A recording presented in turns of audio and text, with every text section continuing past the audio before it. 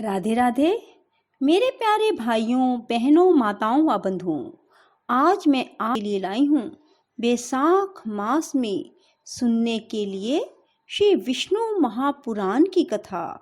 बंधुओं, यदि आपने हमारे चैनल को अब तक सब्सक्राइब नहीं किया तो जरूर करें और बेल आइकन दबाना ना भूलें ताकि आपको हमारी आने वाली सभी वीडियोस की जानकारी सबसे पहले मिल सके। बंधुओं, कथा को पूरी सुनने के बाद कमेंट बॉक्स में जय माँ लक्ष्मी, जय विष्णु भगवान जरूर लिखें।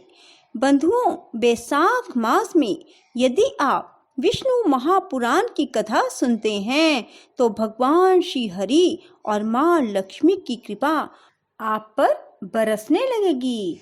परंतु बंधुओं, इसे पूर्ण विश्वास और सच्ची निष्ठा के साथ सुनिए।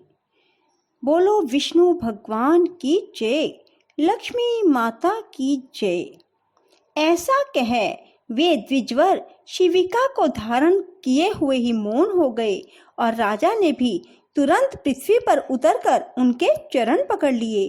राजा बोला, अहो द्विजराज, इस शिविका को छोड़कर आप मेरे ऊपर कृपा कीजिए। प्रभो, कृपया बतलाइए, इस जड़ वेश को धारण किए आप कौन हैं? हे विद्वान, आप कौन हैं? किस निमित्त से यहाँ आकर आना हुआ तथा आने का कारण क्या है? यह सब आप मुझसे कहिए। मुझे आपके विषय में सुनने की बड़ी उत्कंठा हो रही है। ब्राह्मण बोले, हे राजन, सुनो, मैं अमुक हूँ, यह बात कही नहीं जा सकती। और तुमने जो मेरे यहाँ आने का कारण पूछा, सो आना जाना आदि सभी क्रियाएं कर्म फल के उपभोग के लिए हुआ करती हैं। सुख दुख का भोग ही देह आदि की प्राप्ति कराने वाला है। धर्म अधर्म जन्य सुख दुखों को भोगने के लिए ही जीव देह आदि धारण करता है। हे भूपाल, समस्त जीवों की संपूर्ण अवस्थाओं के कारण ये धर्म और अधर्म ही हैं। फिर विशेष रूप से मेरे आगमन का कारण तुम क्यों पूछते हो? राजा बोले, अवश्य ही समस्त कार्यों में धर्म और अधर्म ही कारण है और कर्म फल के उपभोग के लिए ही एक देह से दूसरे देह में जाना होता है। किंतु आपने जो कहा कि मैं कौन हूँ, यह नहीं बताया जा सकता। इसी बात को सुनने की मुझे इच्छा हो रही है। हे ब्राह्मण, जो है अर्थात जो आत्मा कर्ता भोक्ता रूप से प्रतीत होता हुआ सदा सत्ता रूप से वर्तमान है, वही मैं हूँ। ऐसा क्यों नहीं कहा जा सकता? हे द्विज, यह अहम शब्द तो आत्मा में किसी प्रकार के दोष का कारण नहीं होता।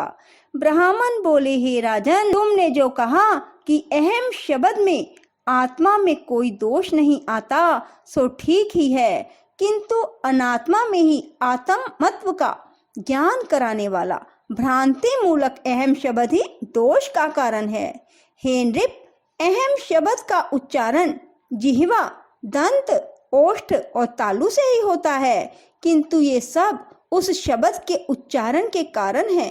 अहम अर्थात मैं नहीं तो क्या जिह्वा आदि कारणों के द्वारा यह वाणी ही स्वयं अपने को अहम कहती है? नहीं। अतः ऐसी स्थिति में तू मोटा है ऐसा कहना ही उचित नहीं है। सिर तथा कर चरणादि रूप यह शरीर भी आत्मा से पृथक है। हे राजन, इस अहम शब्द का मैं कहाँ प्रयोग करूं? तथा हे नृपश्रेष्ठ, यदि मुझसे भिन्न कोई और भी सजातीय आत्मा हो तो भी यह मैं हूँ, यह अन्य है, ऐसा कहा जा सकता है। किंतु समस्त शरीरों में एक ही आत्मा विराजमान है। तब आप कौन और मैं वह हूँ? ये सब वाक्य निष्फल ही हैं। तू राजा है, यह शिविका है, ये सामने शिविका वाहक हैं, ये तेरी प्रजा है। हे नृप, इनमें से कोई भी बात परमार्थ सत्य नहीं है। हे राजन, वृक्ष से लकड़ी हुई और इससे तेरा यह शिविका बनी। राजन, पुरुष तो ना देवता है, ना मनुष्य है, ना पशु है, ना वृक्ष है। ये सब तो कर्मजन्य शरीरों की आकृतियों के ही भेद हैं। हे नृप, वस्तु कारण रूपा मृतिका का कार्य होती है। वह कारण की अनुगामिनी होने से मृतिका रूप ही जानी जाती है। हे राजन, ये सब श्रेय ही हैं। अब जो परमार्थ है संक्षेप से सुनाता हूँ, श्रवण करो। आत्मा एक व्यापक, सम, शुद्ध, निर्गुण और प्रकृति से परे है। वह जन्म, वृद्धि आदि से रहित, सर्वव्यापी और अव्यय है। हे राजन, वह परम ज्ञान में है। असत, नाम और जाति आदि से उस सर्वव्यापक का संयोग ना कभी हुआ, ना है, ना होगा। वह अपने और अन्य प्राणियों के शरीर में विद्यमान रहते हुए भी एक ही है। इस प्रकार का जो विशेष ज्ञान है वही परमार्थ है।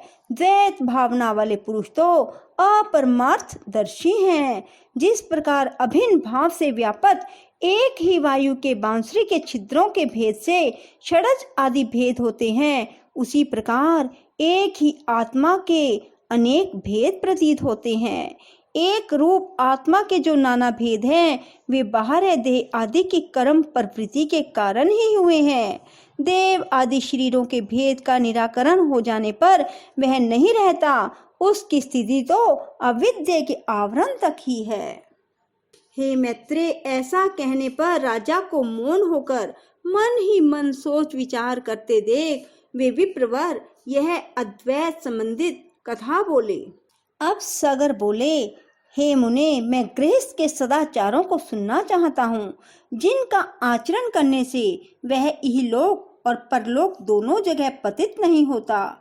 और वह बोले, हे पृथ्वीपाल, तुम सदाचार के लक्षण सुनो। सदाचारी पुरुष इहलोक और परलोक दोनों को ही जीत लेता है। सत शब्द का अर्थ साधु है। साधु वही है जो दोष रहित हो। उस साधु पुरुष का जो आचरण होता है उसी को सदाचार कहते हैं। हे राजन, इस सदाचार के वक्ता और कर्ता सप्तऋषिगण, मनु एवं प्रजापति है। हे नृप, बुद्धिमान पुरुष स्वस्थ चित्त से ब्रह्म मुहूर्त में जगकर अपने धर्म और धर्म विरोधी अर्थ का चिंतन करें। जिसमें धर्म और अर्थ की क्षति ना हो, ऐसे काम का चिंतन करें, तथा जिसमें धर्म और अर्थ की क्षति ना हो, ऐसे काम का भी चिंतन करें। इस प्रकार दृष्ट और अदृष्ट अनिष्ट की निवृत्ति के लिए धर्म, अर्थ और काम इन त्रिवर्ग के प्रति समान भाव रखना चाहिए। हे नृप, धर्म विरुद्ध अर्थ और काम दोनों का त्याग कर दें और ऐसे धर्म का भी आचरण ना करें जो उत्तर काल में दुखमय अथवा समाज विरुद्ध हो। हे नरेश्वर, तदंतर ब्रह्म मुहूर्त में उठकर प्रथम मूत्र त्याग करें। ग्राम से नैऋत्य कोण में जितनी दूर बांध जा सकता है उससे आगे बढ़कर अथवा अपने निवास स्थान से बहुत दूर जाकर मल मूत्र त्याग करें। पैर धोया हुआ जूठ अपने घर के आंगन में न डालें। अपनी या वृक्ष की छाया के ऊपर या गौ, सूर्य, अग्नि, वायु, गुरु द्विजातीय पुरुष के सामने बुद्धिमान पुरुष कभी मलमूत्र त्याग ना करे। इसी प्रकार हे पुरुष श्रद्ध, जुते हुए खेत में, सस्य संपन्न भूमि में, गौओं के गोष्ठ में, जन समाज में, मार्ग के बीच में, नदी आदि तीर्थ स्थानों में, जल अथवा जलाशय के तट पर, शमशान में भी कभी मूल मूत्र का त्याग ना करें। हे राजन, कोई विशेष आपत्ति ना हो तो प्राज्ञ पुरुष को चाहिए कि दिन के समय उत्तर मुख और रात्रि के समय दक्षिण मुख होकर मूत्र त्याग करें। मल त्याग के समय पृथ्वी को तिनकों से और सिर को वस्त्र से ढांप ले और उस स्थान पर अधिक समय तक ना रहे, ना ही कुछ बोले। हे राजन, बाम्बी की चूहों द्वारा बिल से निकाली हुई, जल के भीतर की, शौच कर्म से बची हुई, घर के लीपन की, चींटी आदि छोटे छोटे जीवों द्वारा निकाली हुई और हल से उखाड़ी हुई इन सब की मृतिकाओं का शौच कर्म में उपयोग ना करें। हे नृप, लिंग एक बार, गुदा में 3 बार, बाएं हाथ में 10 बार और दोनों हाथों में 7 बार मृतिका लगाने से शौच सकता है।